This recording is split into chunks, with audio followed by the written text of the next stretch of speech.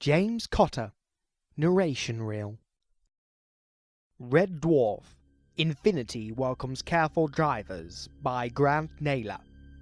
Chapter 1. Describe, using diagrams where appropriate, the exact circumstances leading to your death. Saunders had been dead for almost 2 weeks now, and so far he hadn't enjoyed a minute of it.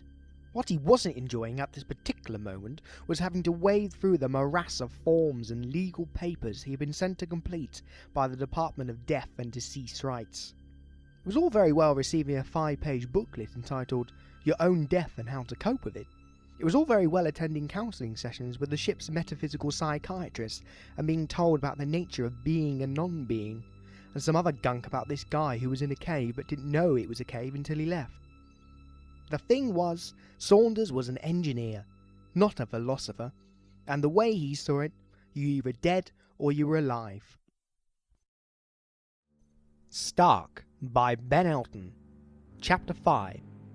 As Sly took his seat, his sense of satisfaction had not left him. How could it? Now he was really at the very centre of everything that mattered. He had been accepted as a colleague in a great conspiracy. But what was the plan?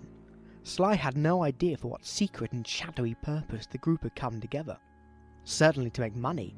Colossal, unimaginable, utterly meaningless sums of money. Of that he was certain.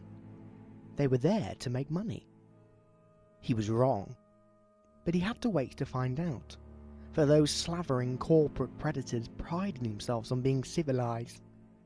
Business must wait till after dinner.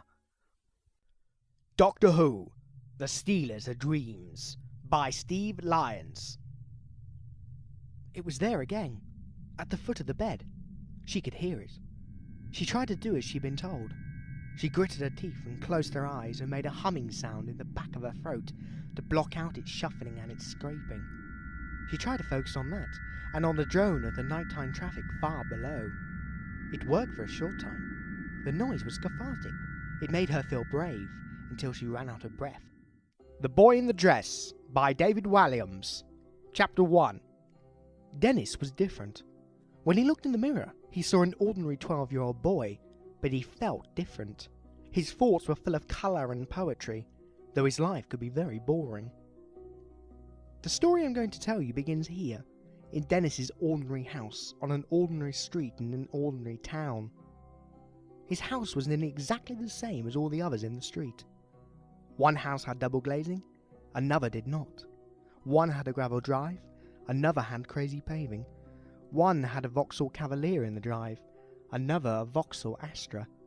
Tiny differences that only really pointed out the sameness of everything.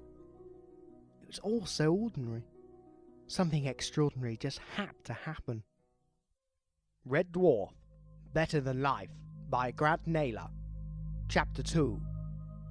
3 million years out into deep space, a dilapidated mining ship drifts pointlessly round in a huge, aimless circle. On board, its 4 crew members sit in a horseshoe, trapped in the ultimate computer game.